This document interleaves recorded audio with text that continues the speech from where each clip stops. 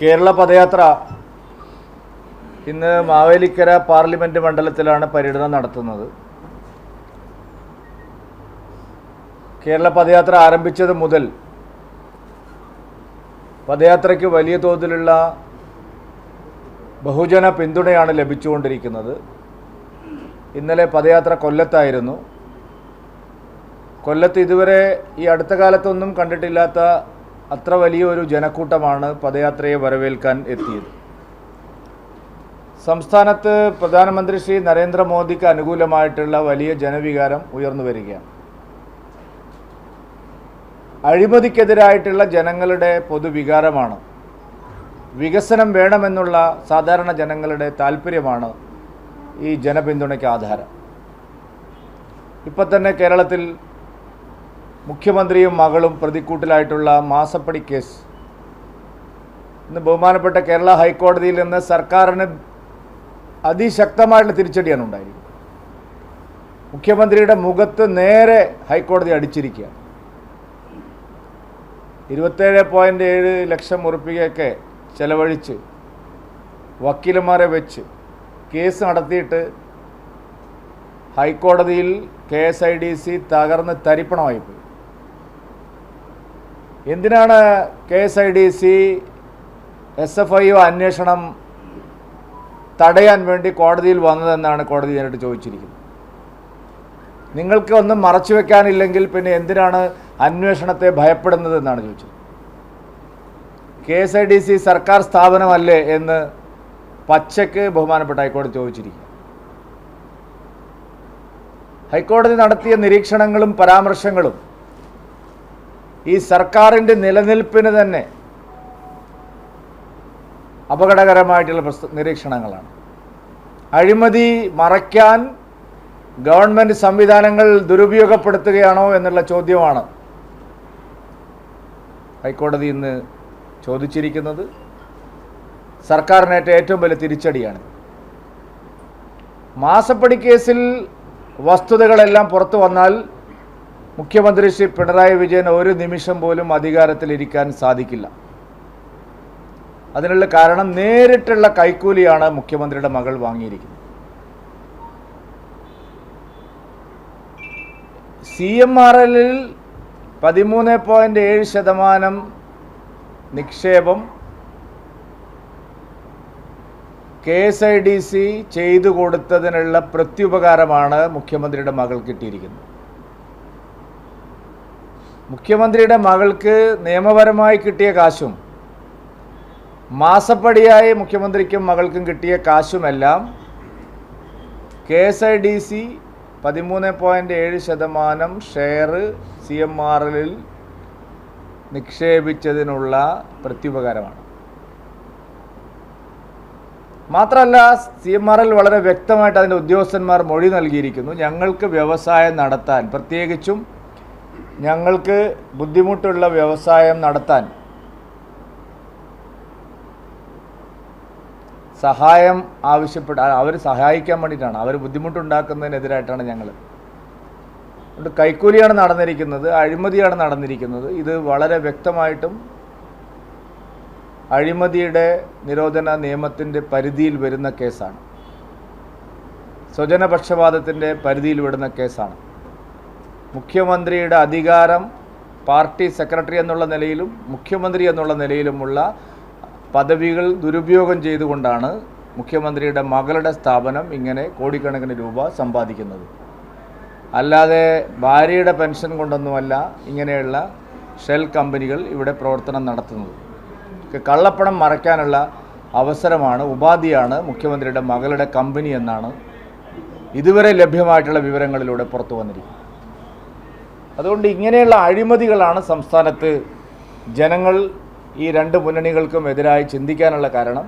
NDAക്ക് അനുകൂലമായി, ശ്രീ നരേന്ദ്രമോദിക്ക് അനുകൂലമായി ജനങ്ങൾ ചിന്തിക്കാനുള്ള ഒരു കാരണം.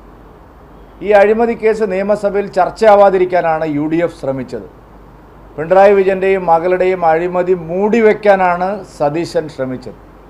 VD സതീശൻ മുഖ്യമന്ത്രിയെ രക്ഷിക്കുന്ന രക്ഷകനാണ് എപ്പോഴും. കേരളത്തിൽ മാത്രമാണ് ഇങ്ങനെ വിചിത്രമായൊരു പ്രതിപക്ഷമുള്ളത്. ഭരണകക്ഷിയാണോ പ്രതിപക്ഷമാണോ എന്ന് തിരിച്ചറിയാൻ കഴിയാത്ത വിധത്തിലുള്ള ഒരു പ്രതിപക്ഷ കക്ഷിയാണ്, മുന്നണിയാണ് കേരളത്തിലുള്ളത്. ഒരു പ്രത്യേകതരം ജീവിയാണ് വി ഡി സതീശൻ. കഴിക്കുന്നതും ഒരു വശത്തു കൂടി, പോകുന്നതും ഒരു വശത്തു കൂടി. അദ്ദേഹത്തിൻ്റെ ധർമ്മം പ്രതിപക്ഷത്തിൻ്റെതാണോ അല്ല ഭരണകക്ഷിയുടേതാണെന്നോ അദ്ദേഹത്തിന് അറിയില്ല. വി ഡി സതീശൻ മുഖ്യമന്ത്രിയുടെ എല്ലാ അഴിമതികളും മൂടിവെക്കുന്ന ആളാണ്. ഈ സർക്കാരിൻ്റെ ഒരഴിമതിയും പുറത്തു വരാതിരിക്കാൻ വേണ്ടിയിട്ട് പരിശ്രമിക്കുന്ന ആളാണ് വി ഡി സതീശൻ.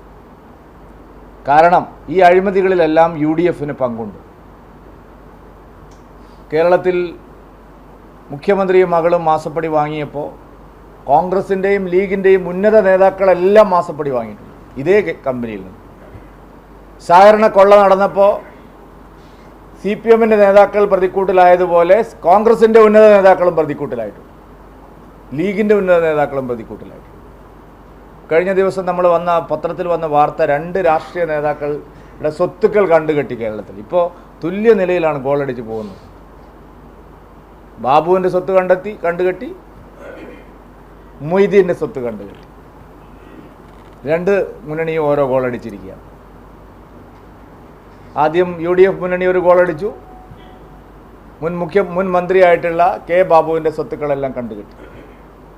2 ദിവസം കഴിഞ്ഞ് LDF മുന്നണി ഒരു ഗോളടിച്ചു.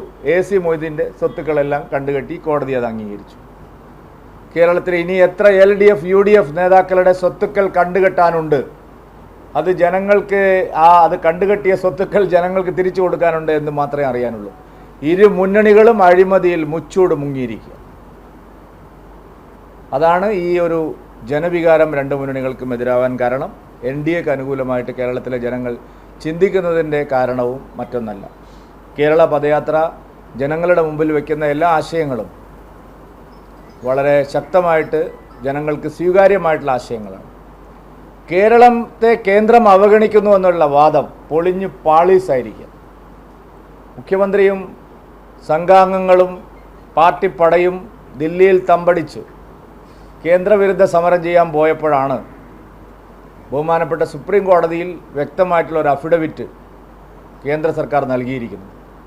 കേരളത്തിന് കഴിഞ്ഞ 10 വർഷം നൽകിയ ധനസഹായത്തെ സംബന്ധിച്ച്, പദ്ധതികളെ സംബന്ധിച്ചെല്ലാം വ്യക്തമായിട്ടുള്ള വിവരങ്ങളാണ് അതിലുള്ളത്. മാത്രമല്ല കേരളത്തിലെ സാമ്പത്തിക തകർച്ചയ്ക്ക് ആരാണ് ഉത്തരവാദി എന്നുള്ളതിനെ സംബന്ധിച്ചും മിസ്മാനേജ്മെൻറ്റിൻ്റെ എല്ലാ വിശദാംശങ്ങളും അടങ്ങിയ സത്യവാങ്മൂലമാണ് നൽകിയിരിക്കുന്നത്. ഇത് വളരെ വ്യക്തമായിട്ടുള്ള കാര്യമാണ്. ഈ കാര്യം ഇനിയും കേരളത്തിലെ ജനങ്ങൾ ചെലവാവില്ല. ദൂർത്തടിച്ച് ദില്ലിയിൽ പോയി രാഷ്ട്രീയ പരിപാടി നടത്തിയതുകൊണ്ട് ഒരു പ്രയോജനവും കേരളത്തിന് കിട്ടാൻ പോകുന്നില്ല. ജനങ്ങളെ കൂടുതൽ ദുരിതത്തിൽ ആഴ്ത്തുക മാത്രമേ ഇതുകൊണ്ട് ചെയ്യാൻ സാധിക്കൂ. അതെ, സംസ്ഥാന സർക്കാർ എന്തിനാണ് എതിർത്തത് എന്നുള്ള കാര്യം അവരാണ് വ്യക്തമാക്കേണ്ടത്. കാരണം ആ കേസിൽ പ്രതികളെ സംരക്ഷിക്കാനുള്ള തത്രപ്പാട് ആ കേസിൽ ആ ദിവസം മുതൽക്ക് തന്നെയുണ്ട്. കാരണം വന്ദനദാസിൻ്റെ കൊലപാതകം നടന്ന ദിവസം തന്നെ പ്രതികളെ രക്ഷിക്കാനുള്ള നീക്കം നടന്നിട്ടുണ്ട്. മാത്രമല്ല ആ കൊലപാതകം നടക്കാനിടയായതും അത്തരം ഒരു സമീപനത്തിൻ്റെ ഫലമായിട്ടാണ്. ജീവൻ രക്ഷിക്കാമായിരുന്നു. ആ യുവ ഡോക്ടറുടെ ജീവിതം ഇങ്ങനെ അവസാനിച്ചു പോയത് അധികൃതരുടെ ഭാഗത്തുണ്ടായിട്ടുള്ള കൃത്യവിലോപത്തിൻ്റെ ഭാഗമായിട്ടാണ്. 4 ആശുപത്രികൾ മറികടന്നാണ് ഇത്രയും ഗുരുതരമായി പരിക്കേറ്റ ഒരാളെ അതിനു മുമ്പിൽ എല്ലാം സൗകര്യങ്ങളുള്ള ആശുപത്രികൾ ഉണ്ടായിട്ടും എത്തിയത്. മാത്രമല്ല പ്രതി അകത്ത് കടന്നതിന് ശേഷം വാതിൽ കുറ്റിയിട്ട് മറ്റുള്ളവർ ഓടിപ്പോയ സംഭവം നമ്മളെല്ലാം കണ്ടതാണ്. ഇതെല്ലാം കാണിക്കുന്നത് ആരെയോ സംരക്ഷിക്കാൻ സർക്കാർ ശ്രമിച്ചിരുന്നു. അതിൻ്റെ ഫലമാണ് ഇപ്പോൾ ഹൈക്കോടതിയിലും അവർ ഈ കാര്യം പറഞ്ഞിരിക്കുന്നത്.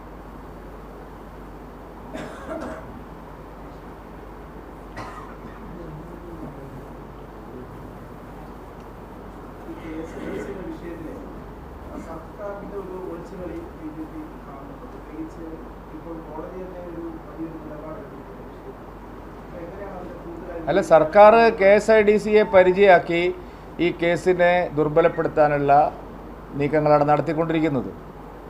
KSIDC സത്യത്തിൽ ആദായ നികുതി വകുപ്പ് ചോദിച്ച ചോദ്യങ്ങൾക്ക് മറുപടി പറയാൻ ബാധ്യതയുള്ളൊരു സ്ഥാപനമാണ്. അതൊരു സ്വകാര്യ വ്യക്തിയുടെ കമ്പനിയല്ല. സാധാരണ നിലയിൽ ഒരു ആദായ നികുതി വകുപ്പ് അവരുടെ ഇടപാടുകളെക്കുറിച്ച് ചോദിച്ചാൽ ഒരു കാലവിളംബവും ഇല്ലാതെ അവർ മറുപടി കൊടുക്കാൻ ബാധ്യസ്ഥരാണ്. പക്ഷേ ആദ്യഘട്ടത്തിൽ തന്നെ അവർ ചോദ്യങ്ങൾക്കൊന്നും വ്യക്തമായ മറുപടി പറഞ്ഞില്ല. KSIDCയും CMRLും തമ്മിലുള്ള ഇടപാടുകൾ എന്താണെന്ന് അവർ വ്യക്തമാക്കിയില്ല. KSIDCയും CMRLും വീണയുടെ കമ്പനിയും തമ്മിൽ എന്താണ് ഇടപാടെന്ന് അവർ വ്യക്തമാക്കിയില്ല. ഈ കമ്പനികൾ പരസ്പരം ബന്ധപ്പെട്ട് നടത്തുന്ന ഇടപാടുകളെ സംബന്ധിച്ചുള്ള ചോദ്യങ്ങൾക്ക് അവർ ഉത്തരം പറഞ്ഞില്ല. ഏത് സേവനമാണ് വീണയുടെ കമ്പനി CMRL നൽകിയത് എന്നുള്ള ചോദ്യം നിങ്ങൾക്കറിയുമോ എന്ന് ചോദിച്ചു. ഈ കാര്യങ്ങളെ സംബന്ധിച്ചെല്ലാം അവ്യക്തമായ നിലപാടാണ്. സത്യത്തിൽ KSIDC സത്യം പറഞ്ഞിരുന്നെങ്കിൽ ഈ ഒരു സ്ഥിതിയിലേക്ക് ഈ കേസ് വരുമായിരുന്നില്ല. അപ്പോൾ KSIDCയെ ഉപയോഗിച്ച് പിണറായി വിജയൻ നടത്തുന്ന, അദ്ദേഹത്തിൻ്റെ കുടുംബം നടത്തുന്ന ഒരു വലിയ തട്ടിപ്പാണിത്. അപ്പോൾ അത് വളരെ പകൽ പോലെ വ്യക്തമായിട്ടുള്ള കാര്യമാണ്. കേന്ദ്രത്തിൻ്റെ ഒരു ഏജൻസി ചോദിച്ചാൽ അവർ മറുപടി കൊടുക്കാൻ ബാധ്യസ്ഥരാണ്. ഇന്ന് തന്നെ ചോദിച്ചു, നിങ്ങളെന്താ ഫയൽ കൊടുക്കാത്തത്? ഇന്ന് ഹൈക്കോടതി ചോദിച്ചിരിക്കുകയാണ്, നിങ്ങൾ എന്തുകൊണ്ട് ഫയലുകൾ കൊടുക്കുന്നില്ല? SFIO എന്ന് പറയുന്നത് വളരെ ശക്തമായിട്ടുള്ള അധികാരങ്ങളുള്ള ഒരു അധികാര ഏജൻസി, ഒരു അന്വേഷണ ഏജൻസിയാണ്. ആരെങ്കിലും വന്ന് ചോദിക്കുന്നത് പോലെയല്ല. സീരിയസ് ഫ്രോഡ് ഇൻവെസ്റ്റിഗേഷൻ ഓഫീസ് എന്ന് പറയുന്നത് കേന്ദ്ര കമ്പനികാര്യ മന്ത്രാലയം ഷെൽ കമ്പനികളെ ഉപയോഗിച്ചുകൊണ്ട് കള്ളപ്പണ ഇടപാടുകൾ നടത്തുന്നത് തടയാൻ, അതായത് രാജ്യത്തെ കള്ളപ്പണ ഇടപാടുകൾ നടത്തുന്നത് തടയാനുള്ള വളരെ ശക്തമായ നിയമനിർമ്മാണത്തിലൂടെ വന്നിട്ടുള്ള ഒരു ഇൻവെസ്റ്റിഗേഷൻ ഏജൻസിയാണത്. ആ ഇൻവെസ്റ്റിഗേഷൻ ഏജൻസിക്ക് പല അധികാരങ്ങളുമുണ്ട്. അവർ ചോദിച്ച ചോദ്യങ്ങൾക്ക് കൃത്യമായ മറുപടി നൽകാനുള്ള ബാധ്യത KSIDCക്ക് ഉണ്ട്. അതുകൊണ്ടാണല്ലോ കോടതി ചോദിച്ചത്, നിങ്ങൾ സർക്കാർ സ്ഥാപനം തന്നെ അല്ലേ? അപ്പോൾ അതിനവർ പറയുന്ന മറുപടി ഇനി 2 ദിവസം കഴിഞ്ഞിട്ട് തരാം, 3 ദിവസം കഴിഞ്ഞിട്ട് തരാമെന്നാണ്. ഇവർക്കിതെല്ലാം മാറ്റിക്കഴിഞ്ഞു. കുറേയൊക്കെ നോട്ട് നിരോധന കാലത്ത് ചെയ്തതുപോലെ എല്ലാം അടച്ചിട്ട് മാറ്റുകയായിരുന്നു. KSIDC എന്ന് പറഞ്ഞാൽ ഇതുപോലൊരു തട്ടിപ്പ് സംഘം കേരളത്തിൽ വേറെയില്ല. ഇത് കുഞ്ഞാലിക്കുട്ടിയുടെ കാലത്തും ഇങ്ങനെ തന്നെയാണ്. നമ്മൾ പല അഴിമതി കേസുകൾ ഇതിനു മുമ്പ് വന്നിട്ടുണ്ട്. അതെല്ലാം ബന്ധപ്പെട്ട് നിൽക്കുന്നത് KSIDCയുമായിട്ടാണ്. മലബാർ സിമെൻസിൻ്റെ കേസ് വന്നപ്പോഴും മറ്റ് പല കേസുകൾ വന്നപ്പോഴും കേരളത്തിൽ ഇത് വലിയ ചർച്ചാ വിഷയമായതാണ്. എളമരം കരീമിനെ മുൻനിർത്തിയാണ് ആ കാലത്ത് ഒരുപാട് അഴിമതികൾ അവർ നടത്തിയത്. കുഞ്ഞാലിക്കുട്ടിയെ മുൻനിർത്തിയാണ് UDF ഇതിലെല്ലാം അഴിമതി നടത്തിയത്. ഭാഗ്യവശാൽ ഇവരുടെ ഈ കൊള്ള, KSIDCയെ മുന്നിൽ നിർത്തിയുള്ള കൊള്ള കേരളത്തിൽ അവസാനിക്കാൻ പോകുന്നു. ഇനി അവർക്ക് ഇതുപോലെ കൊള്ള നടത്താൻ കഴിയില്ല എന്നുള്ള നിലയിലേക്ക് ഇപ്പോഴത്തെ അന്വേഷണം എത്തും എന്നുള്ളതാണ് ഏറ്റവും കേരളത്തെ സംബന്ധിച്ചിടത്ത് ഗുണകരമായിട്ടുള്ള ഒരു കാര്യം.